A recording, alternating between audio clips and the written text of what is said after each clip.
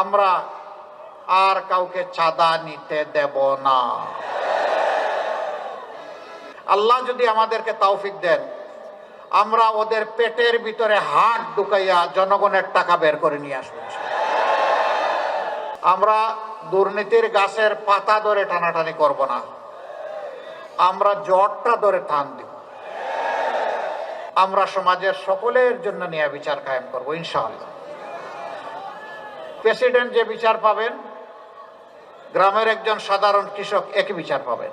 যদি আমাদের 11 দলীয় এই নির্বাচনী পক্ষের প্রার্থীরা বিজয়ী হয়ে সরকার গঠনের সুযোগ পান, আমরা যে কাজগুলা করতে চাই সেই কাজগুলার কিছু অংশ আজকে বলে আমি বিদায় নেব, সব এখানে বলা সম্ভব না। নাম্বার 1, আমরা সমাজ থেকে দুর্নীতি দূর করব ইনশাআল্লাহ। আমরা দুর্নীতির গাছের পাতা ধরে টানাটানি করব না, আমরা জটটা ধরে টান দিব। দুর্নীতিকে আর বাংলাদেশে সহ্য করা হবে না। 2 নম্বর,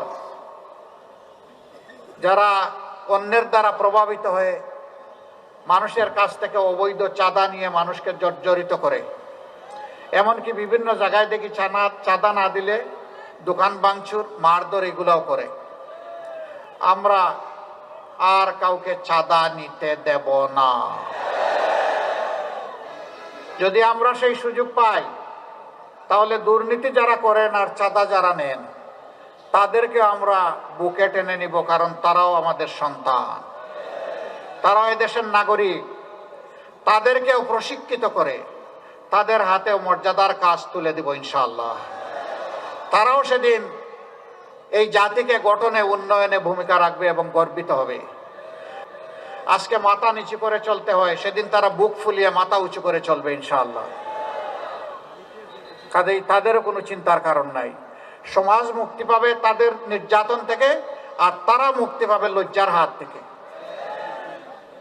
এরপরে আমরা কি করব?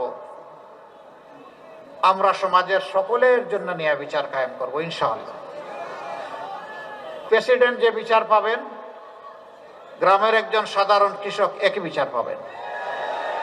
যে অপরাধে গ্রামের একজন সাধারণ মানুষকে আইনের আওতায় এনে শাস্তি দেওয়া হবে, একই অপরাধ করলে আইন প্রেসিডেন্টকে ছেড়ে কথা বলবে না। বিচার সমান। এই বিচারে যারা ভয় পায় তারা আমাদের বিরোধিতা করবে। আমরা তাদেরকে ভয় পাই না, আমরা একমাত্র আল্লাহ তাআলাকে ভয় করি। আমাদের 3য় অঙ্গীকার, মানুষের পেটে এবং মুখে ভাত তুলে দেওয়া, এটা আমাদের দায়িত্ব। কিন্তু রিজেকের মালিককে আল্লাহ রাব্বুল আলামিন।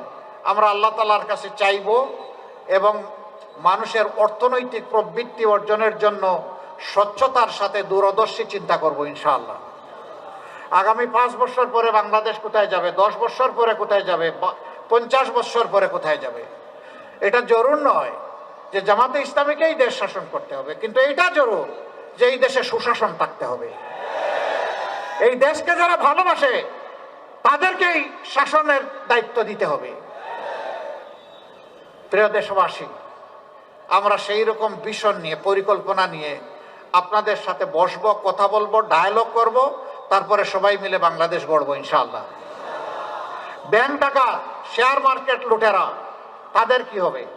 তারা অনেকে পালিয়ে বিদেশে গিয়ে আলিশান বাড়িতে থাকেন। আল্লাহ যদি আমাদেরকে তৌফিক দেন, আমরা ওদের পেটের ভিতরে হাত ঢুকাইয়া জনগণের টাকা বের করে নিয়ে আসবো। যা পারি, যতটুকু পারি, সেই টাকা রাষ্ট্রীয় তহবিলে যোগ হবে, তাই দিয়ে জনগণের উন্নয়ন কর্মকাণ্ড পরিচালিত হবে ইনশাআল্লাহ। এরপরে যদি আল্লাহর মেহেরবানিতে আমরা দায়িত্ব পাই নেই, সেই দিন থেকে আমরা সাফ বার্তা সবাইকে দিয়ে দিব, আগে যা করেছেন করেছেন, এখন উজু গোসল করে ঠিক হয়ে যান। এখন আর এগুলা চলবে না। আগেরটা কি হবে পরে দেখা যাবে, কিন্তু এখনটা করলে আর কেউ রেহাই পাবেন না। এই বার্তা যখন চলে যাবে, আমরা বিশ্বাস করি মাথা যদি ঠিক থাকে শরীর ঠিক হয়ে যাবে। রাজনীতির জায়গাটা স্বচ্ছ হয়ে গেলে গোটা সমাজ স্বচ্ছ হয়ে যাবে ইনশাআল্লাহ। তখন আর কেউ দুঃসাহস দেখাবে না দুর্নীতি করার, অন্য কোনো অপরাধ করার। অপরাধ তো এখান থেকে শুরু হয়, সমস্যা তো গুড়ায়, সমস্যা সমাজের মাথায়। আমরা আবারও বলছি, লেজ ধরে টান দিব না, আমরা কান ধরে টান দিব ইনশাআল্লাহ।